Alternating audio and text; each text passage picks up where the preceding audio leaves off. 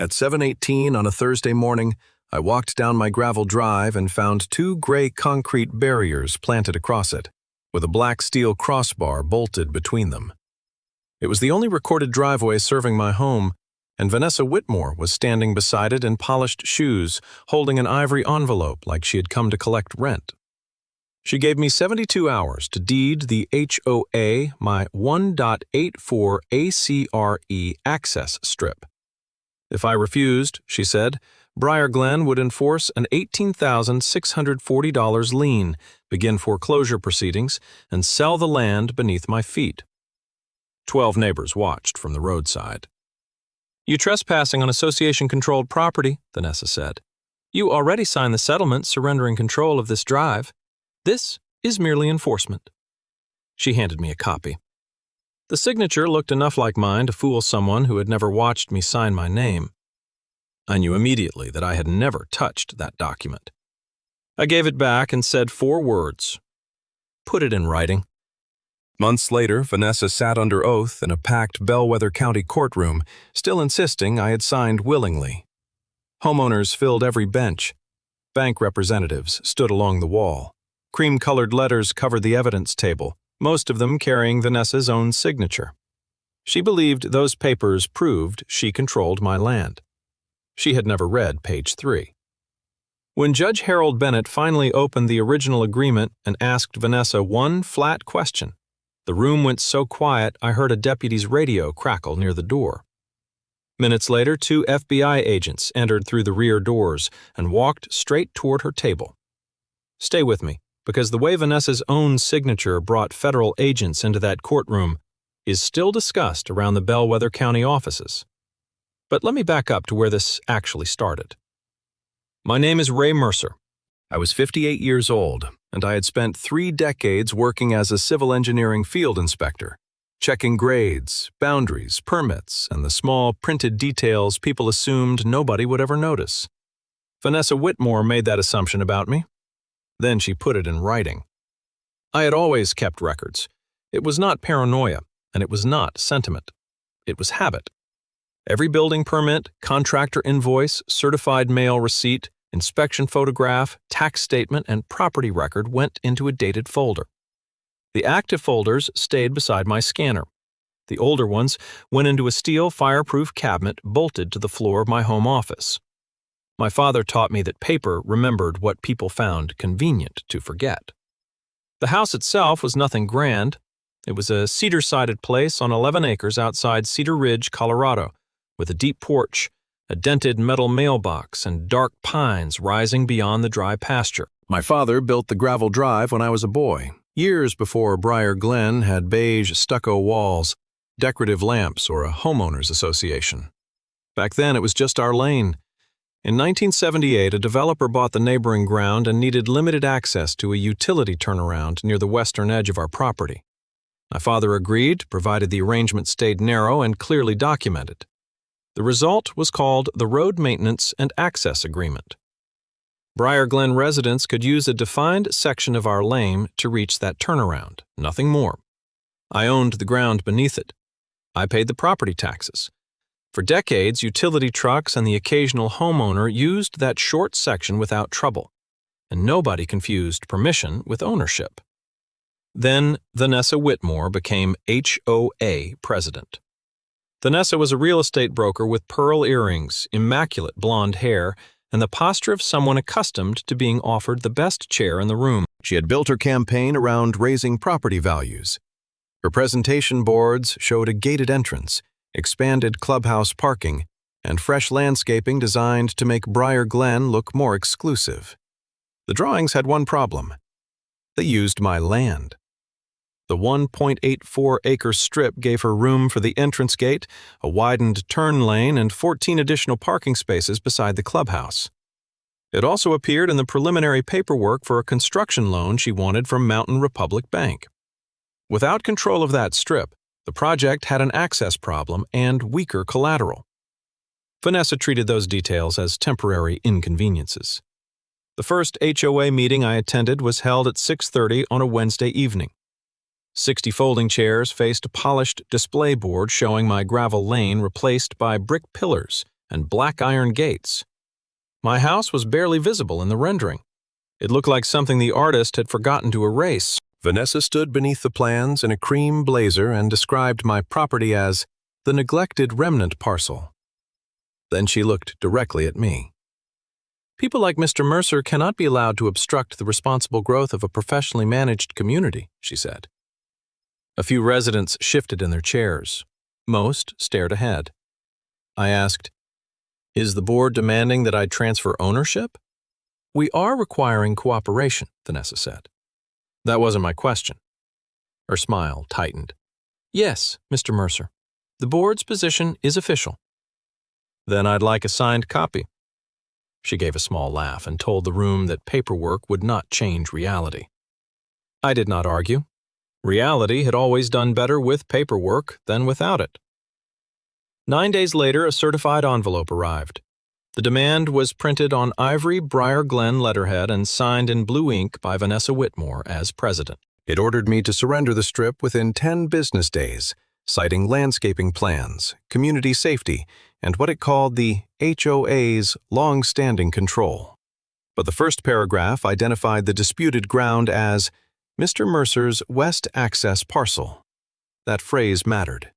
She was ordering me to surrender land while admitting, in the same signed document, that it was mine.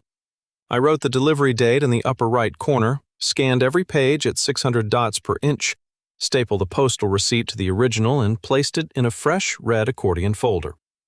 On the tab, I wrote 2 words: Briar Glen. It was the first document Vanessa gave me. It would not be the last. I did not answer Vanessa's first demand with an accusation. Accusations made people defensive, and defensive people stopped writing things down.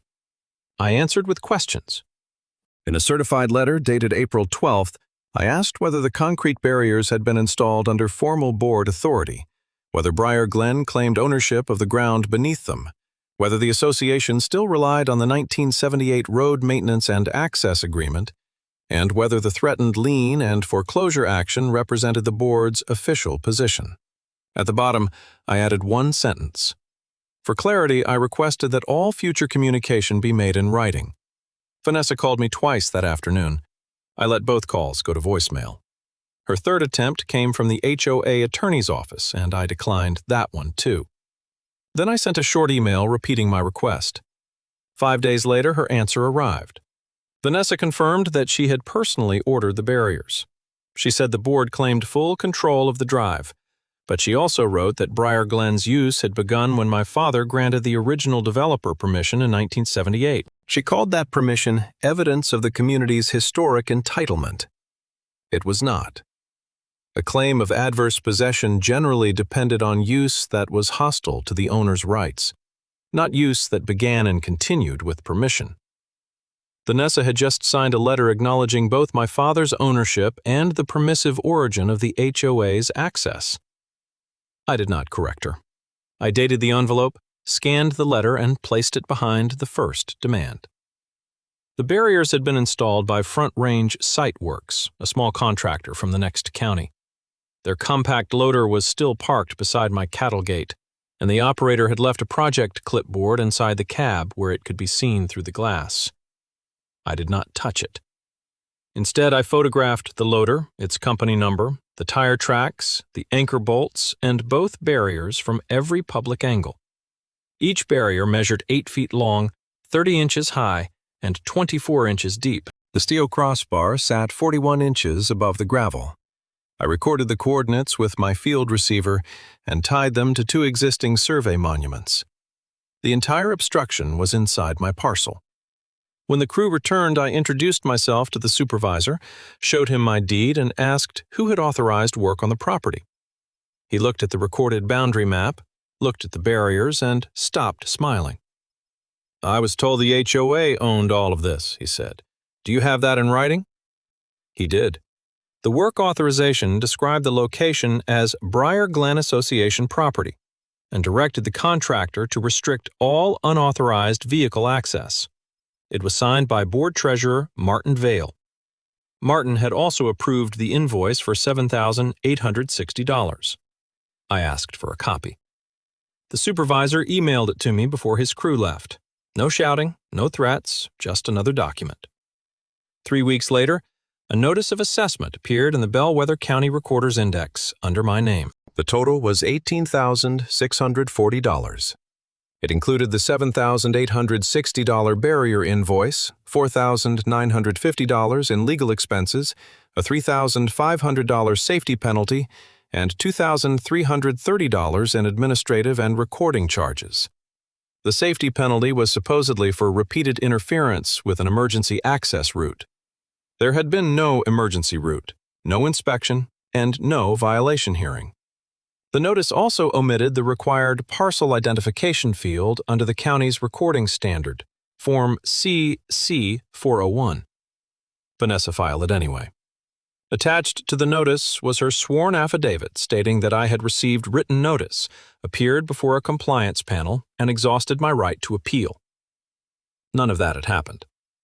I ordered a certified copy at the recorder's counter, paid $18, and added it to the folder. By then, the red accordion sides had begun to bow outward. At 6:14 on a Tuesday morning, diesel engines woke me before my coffee did. A white tow truck had backed up to the steel crossbar. My pickup sat on the other side, parked on the gravel turnout beside my house. Vanessa stood near the mailbox in a pale raincoat, speaking to the driver and pointing toward my truck. She had reported it as abandoned on HOA land. I walked down carrying my registration, my recorded deed, and my phone. The tow supervisor, a heavyset man named Luis Ortega, read both documents beneath the truck's work light. "This address matches the vehicle registration," he said. "It also matches the deed," I told him. Vanessa stepped closer. "The deed is obsolete. The association controls this road." I held my phone where it could capture her face and asked, "Based on what document?" She looked directly into the camera. "Your paperwork stopped mattering when you signed our settlement," she said. That was the first time anyone had mentioned a settlement. I asked Luis whether his company intended to remove a registered vehicle from the owner's recorded parcel while title was disputed. He read my deed again, then called his dispatcher. 2 minutes later, he lowered the wheel lift. "We're not touching it without a court order," he said. Vanessa told him the HOA would refuse payment. Luis answered that he preferred an unpaid call-out to a conversion lawsuit. Then he drove away. Metal rattled. Diesel faded. My truck stayed. That afternoon, I sent Vanessa a certified request for the settlement she had referenced. She did not answer me directly. Instead, 4 days later, an envelope from the HOA's law firm arrived by overnight delivery. Inside was a 6-page document titled Boundary and Access Settlement Agreement. My name appeared on the first page. My initials appeared at the bottom of 5 others. The final page carried a convincing imitation of my signature, an electronic timestamp, and a notarial certificate stamped with Martin Vale's seal. According to that certificate, I had appeared before Martin at 3:42 in the afternoon on March 8th, presented identification, and signed voluntarily. I had done no such thing. The agreement claimed that, in exchange for $10 and other valuable consideration, I had transferred exclusive control of the 1.84-acre strip to the Briar Glen Homeowners Association. It gave the board authority to install gates, regulate vehicles, record liens, grant construction access, and pledge its interest to a lender. The forgery was not perfect, but it was designed to survive a quick glance. Whoever created it had copied my signature from an older permit application, right down to the long tail on the letter R. The electronic timestamp was formatted to look like a commercial signing platform, though the document contained no verification certificate or audit identifier. Martin's seal made it look official. That made it worse. I checked the county court docket the next morning and found that Vanessa had attached the settlement to a quiet title petition. The HOA was asking a judge to recognize its claimed control of the strip, validate the $18,640 assessment, and authorize a forced lien sale if I failed to pay. A sale of that strip would have done more than take a narrow piece of gravel. It would have separated my house from the county road and left 11 acres legally landlocked. No bank would refinance it. No ordinary buyer would touch it. Even emergency access could have become subject to HOA control. The fine had been the fuse. My home was the target. Then I found the bank filing. Vanessa had submitted the same agreement to Mountain Republic Bank as proof of site control for a $438,000 construction loan. The proposed loan covered the decorative gate, expanded clubhouse parking, drainage work, and new lighting.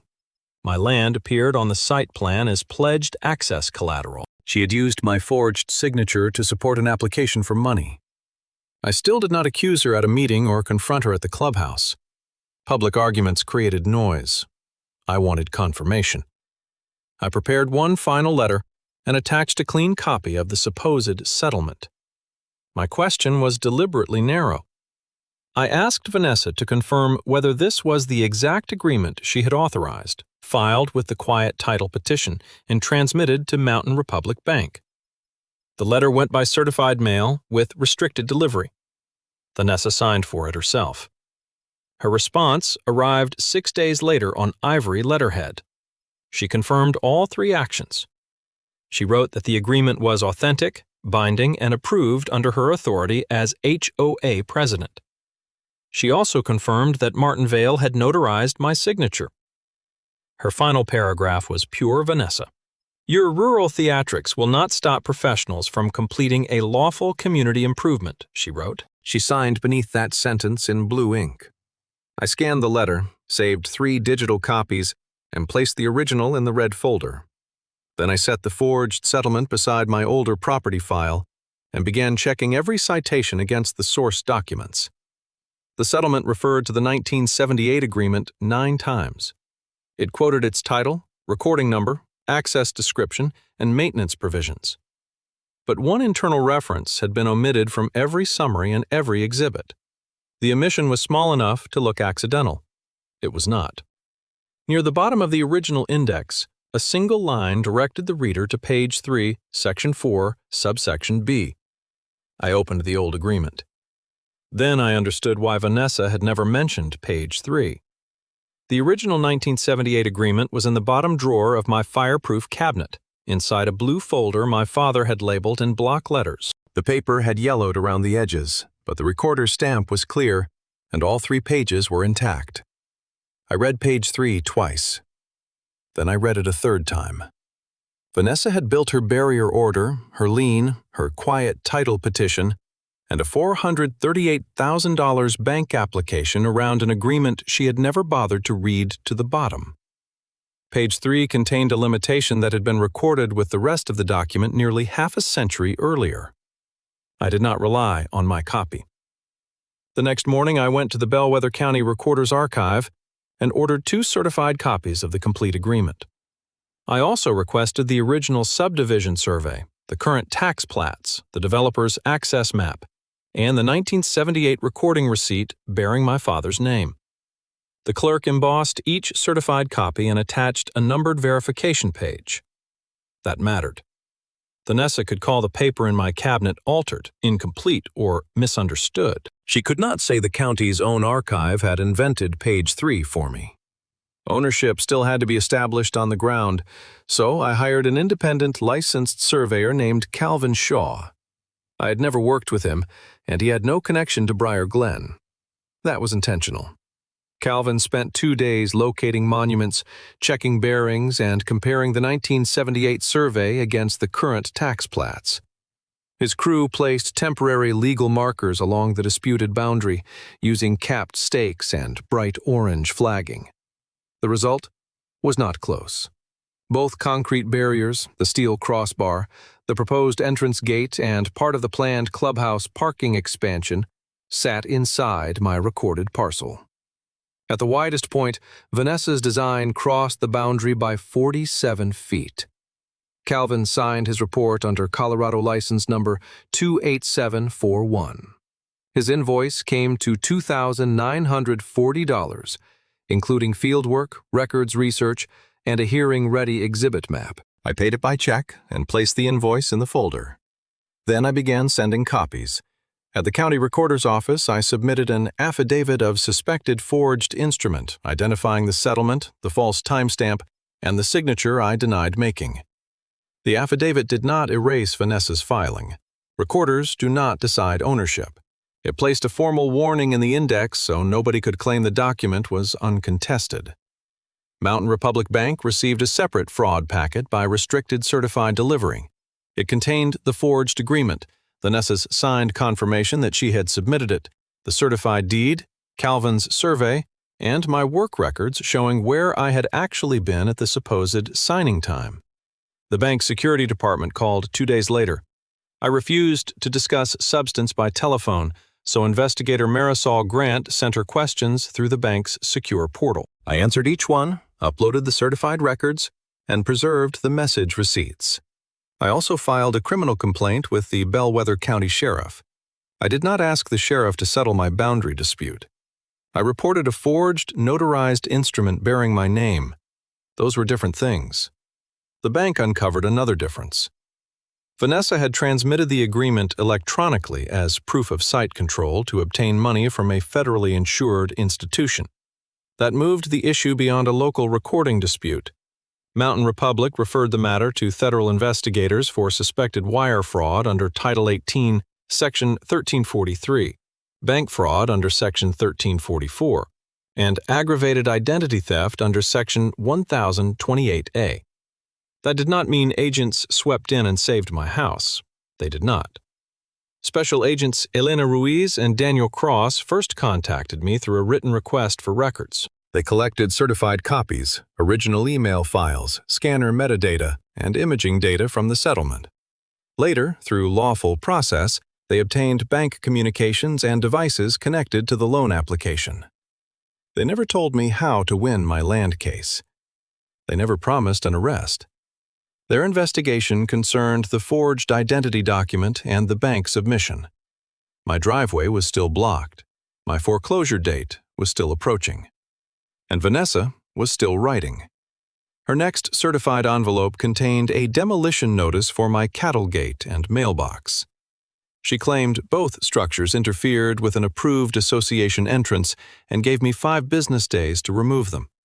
If I refused, the HOA intended to hire a contractor and add the cost to my assessment.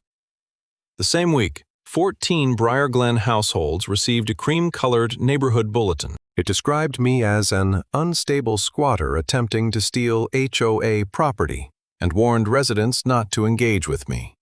Vanessa wrote that construction would proceed once the association neutralized my obstruction. I collected copies from 3 homeowners, saved every envelope, and added the bulletin to the folder. I said nothing. Silence irritated Vanessa more than resistance did. Resistance would have let her call me difficult. Silence left her alone with her own confidence. At an emergency HOA meeting, I made one request. I asked the board to postpone construction and the lien sale until the court ruled on ownership. 60 residents sat in folding chairs beneath fluorescent lights. The gate rendering stood behind Vanessa like a campaign poster. "There is nothing to postpone," she said. "Mr. Mercer transferred control voluntarily." I asked whether she had authorized the barriers, demolition notice, assessment affidavit, quiet title filing, and bank submission. Vanessa leaned toward the microphone. "I signed every order, and I would sign them again," she said. That sentence traveled clearly through the clubhouse speakers. Then Martin Vale stood beside her and said he had personally notarized my signature on the settlement. I asked whether he had watched me sign it. "Yes," Martin said. "You were in the room." I had not been within 86 miles of that room. My attorney, Laura Kim, filed our motion for a temporary injunction the following morning. We asked the court to stop the forced lien sale, suspend enforcement of the assessment, and order the driveway opened while title was decided. Vanessa responded with a counterclaim for quiet title. Her filing relied first on the settlement she said I had signed. Then, in case the settlement failed, she claimed Briar Glen had acquired the strip through adverse possession after decades of exclusive use. The two theories did not fit together. Her own letters said the HOA's use began with my father's permission. Her first demand called the ground my parcel. Her second confirmed that she had personally ordered the barriers. Her third tied the disputed settlement directly to the bank. She had signed both sides of her own contradiction. The hearing was set for 9 o'clock on a Monday morning in Judge Harold Bennett's courtroom. On Sunday night, I cleared my kitchen table and arranged every document in order. Deed, tax plat, survey, barrier invoice, assessment, demolition notice, bank letter, work log, photographs, and each of Vanessa's signed admissions. The red accordion folder no longer looked new. Its corners were bent, and the elastic closure strained against the paper inside. Last, I placed the certified 1978 Road Maintenance and Access Agreement in a clear protective sleeve. I kept page 3 facing inward. On the tab, I wrote only 5 words. Page 3, Section 4B. Then I closed the folder and waited for morning. At 8:37 on Monday morning, the Bellwether County Courthouse was already packed. Briar Glen homeowners filled the spectator benches. 2 local contractors stood near the side wall, along with employees from the county recorder's office, and 3 representatives from Mountain Republic Bank. Nobody had come to watch a routine dispute over gravel. They had come because Vanessa had made it public. She arrived in a tailored powder blue suit, pearl earrings, and a single-strand necklace, carrying a cream leather portfolio. She greeted residents by name and smiled at the bank representatives, as if the hearing were one more closing she expected to control. When she saw my plain charcoal suit and red accordion folder, her smile widened. My silence still looked like weakness to her. Judge Harold Bennett entered at 9:02. He was a narrow-faced man with silver glasses and a voice that never needed raising. He identified the matter as my request for an injunction against the lien sale and Briar Glen's counterclaim for quiet title. Then he told both sides to proceed. Vanessa testified first. She said I had voluntarily signed the boundary and access settlement agreement, accepted $10 and other valuable consideration, then become hostile when Briar Glen began improving land the association legally controlled. Laura Kim, my attorney, asked Vanessa to identify her signature on the quiet title filing. "That is mine," Vanessa said. Laura showed her the cover letter sent to Mountain Republic Bank. "Mine," she said again. Then came the assessment affidavit, the barrier authorization, the demolition notice, and the letter confirming that she had filed the agreement and provided it to the bank. Vanessa authenticated each one. Judge Bennett did not interrupt her or rescue me from anything. He asked precise, neutral questions about dates, authority, and delivery. When Vanessa said she had relied on the settlement before ordering the barriers, he asked whether she had reviewed the underlying 1978 agreement. "I reviewed the relevant provisions," she said. That answer mattered. Next came Martin Vale. Martin identified his notary seal on the settlement and testified that I had appeared before him at 3:42 in the afternoon on March 8th. He said I showed a Colorado driver's license, accepted the agreement, and signed in his presence. "You physically watched Mr. Mercer sign?" Laura asked. "Yes," Martin said. "You are certain?" "I remember it clearly." He had now placed the lie under oath. Laura asked whether Martin maintained a notary journal. He said he did, but claimed the settlement entry might have been recorded on a temporary sheet because the HOA office had been undergoing renovations. Judge Bennett looked over his glasses. "Do you have that temporary sheet?" Martin did not. "My employer did have electronic access logs. Those records showed my field tablet connecting to the Bellwether County Public Works system from a bridge inspection site 86 miles away. The first upload occurred at 3:31. The second occurred at 3:56. But Laura did not introduce those yet. She began with Vanessa's letters. The first certified demand went onto the evidence table. Vanessa read aloud the phrase identifying the disputed ground as Mr. Mercer's West Access Parcel. Laura asked, "If Briar Glen already owned the strip, why did you describe it as Mr. Mercer's parcel?" Vanessa said the language was merely informal. The second letter followed. In that one, Vanessa admitted that the HOA's use began when my father granted permission to the original developer in 1978. "Was that statement accurate when you signed it?" Laura asked. "Yes, but permission evolved into control." The third letter confirmed that Vanessa had authorized the settlement, filed it with the court, and transmitted it to Mountain Republic Bank. Her neighborhood bulletin came next. It stated that the barriers had been installed to force my compliance with the transfer. Vanessa shifted in her chair. One letter could be dismissed as poor wording. 4 signed letters formed a pattern.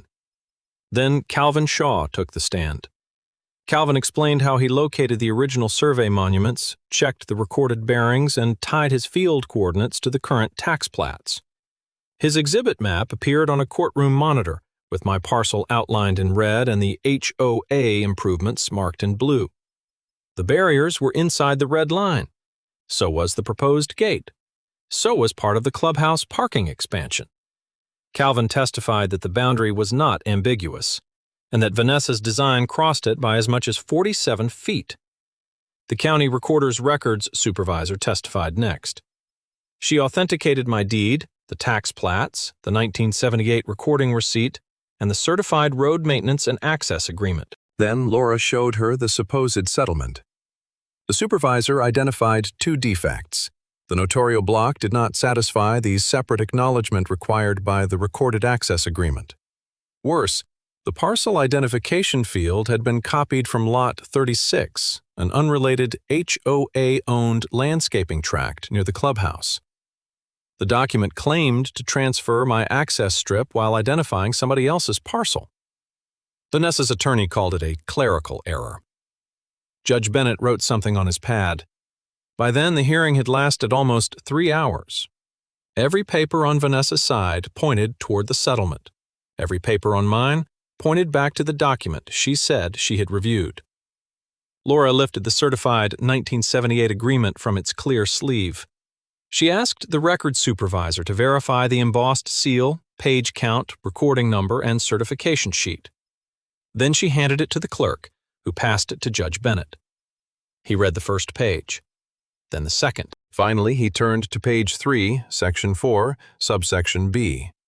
That was where Vanessa's claim ended. Judge Bennett read the operative language aloud. All use granted to the developer, association, residents, and their successors was expressly permissive. No such use created a possessory interest or could ever mature into adverse ownership.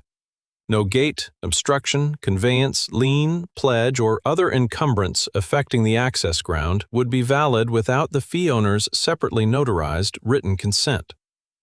The courtroom remained still. The clause destroyed both paths Vanessa had prepared. Briar Glen could not acquire the strip by adverse possession because its use was expressly permissive and could never become hostile ownership.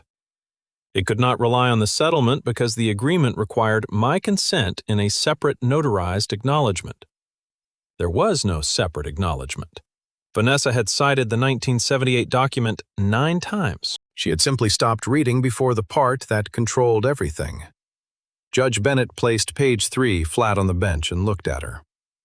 Ms. Whitmore, if this agreement required Mr. Mercer's separate notarized consent, where is it? Vanessa pointed toward the signature page of the settlement. There, she said. Mr. Vail notarized it. The records supervisor answered before Vanessa's attorney could redirect.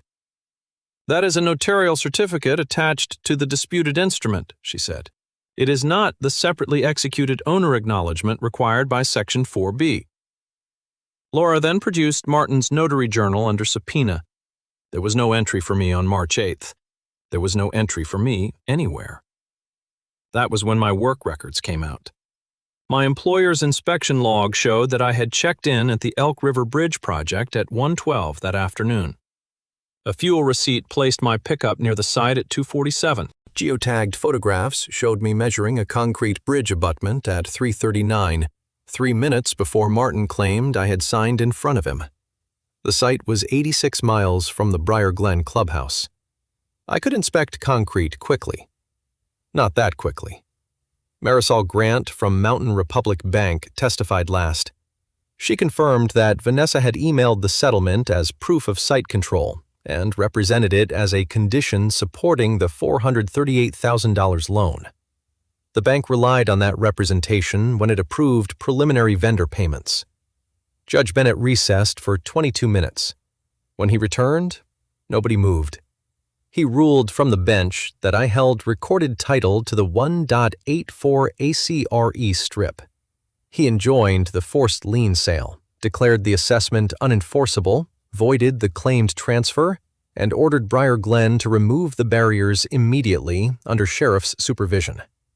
Then he permanently rejected the HOA's adverse possession claim. Finally, he directed the clerk to forward the sworn testimony, notarial records, assessment affidavit, and disputed filings for criminal review. The gallery heard every word. Vanessa rose so sharply that her chair struck the table behind her. "You are protecting a ditch inspector over an entire community," she shouted. Judge Bennett looked at her without changing his tone. "This court is protecting recorded ownership and authenticated evidence, Ms. Whitmore. Social rank is not a form of title." His gavel came down. 7 minutes later, the rear courtroom doors opened. Special Agents Elena Ruiz and Daniel Cross entered with 2 additional agents and a uniformed deputy. They did not approach me. They walked directly to Vanessa's table.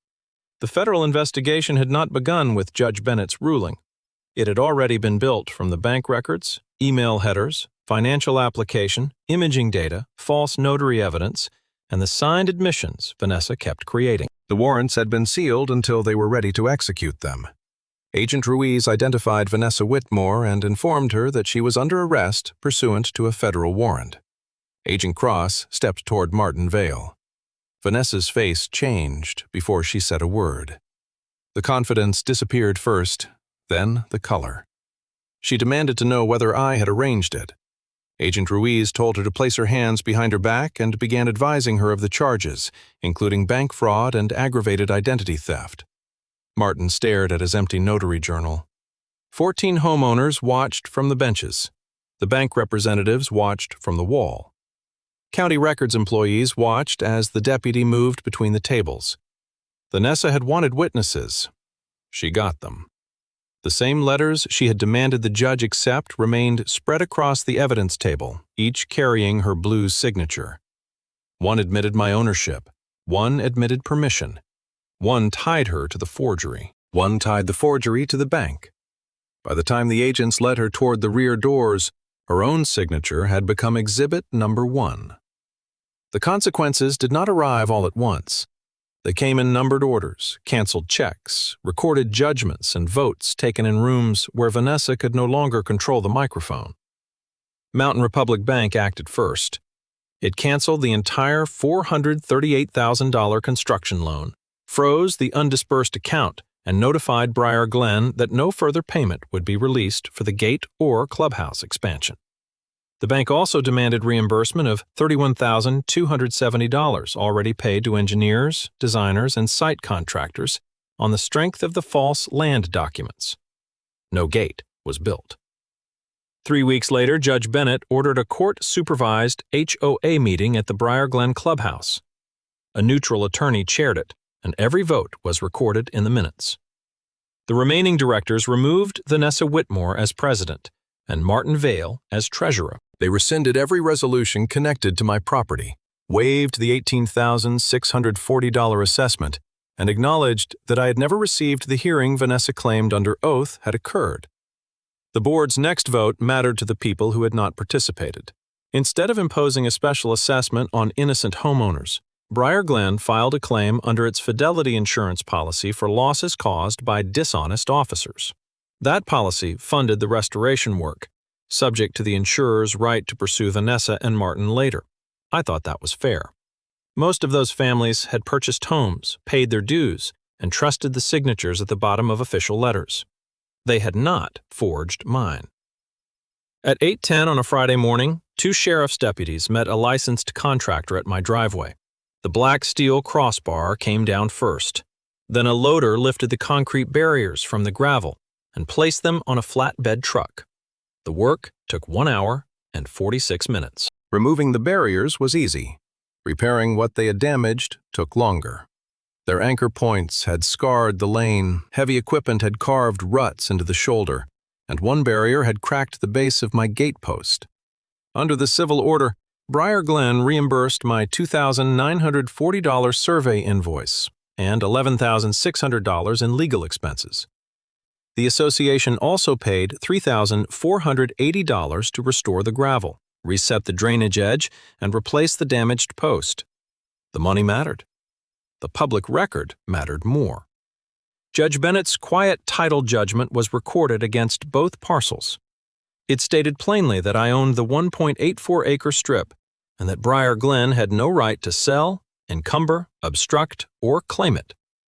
A permanent order barred the HOA and any future board from asserting ownership of that ground. Vanessa's letters remained in the record, too. Her repeated admissions that the strip belonged to me and that HOA use began with my father's permission defeated any future attempt to revive adverse possession. She had not merely lost her claim, she had signed away its return. The criminal cases moved more slowly. Federal prosecutors followed bank transfers, email records, device data, and the loan application before reaching plea agreements. Vanessa pleaded guilty to bank fraud and aggravated identity theft. She received a federal prison sentence, followed by supervised release, and was ordered to pay restitution tied to the bank and association losses. The Colorado Real Estate Commission revoked her license. There was no enormous, fortune-sized penalty. There did not need to be. She lost her freedom, her profession, and the authority she had used to treat ownership like a matter of social rank. Martin pleaded guilty to conspiracy and false notarial certification. He received a shorter custodial sentence, supervised release, restitution obligations, and permanent loss of his notary commission. His seal had made the forgery look official. His journal proved it was not. Afterward, the new HOA board asked me what I intended to do about the utility turnaround. I could have terminated access after everything Briar Glen had put me through. Instead, I allowed the 14 households to keep using it under the limits of the original 1978 agreement. Permission was never the problem. Entitlement was. The board also asked whether I would approve a smaller decorative entrance gate. I declined. A gate on my land had already caused enough trouble. Several months later, they submitted a surveyed plan for one simple emergency marker near the turnaround. It did not block traffic, claim ownership, or cross the recorded boundary. The request arrived with dimensions, coordinates, and a signed maintenance provision. I approved it, in writing. By autumn, the orange survey flags were gone, and the gravel had settled into a clean gray ribbon again. One evening, I sat on my porch while the sun dropped behind the dark foothill pines. A utility truck passed the pasture, used the turnaround, and headed back toward Briar Glen. Its tires crunched freely along my drive.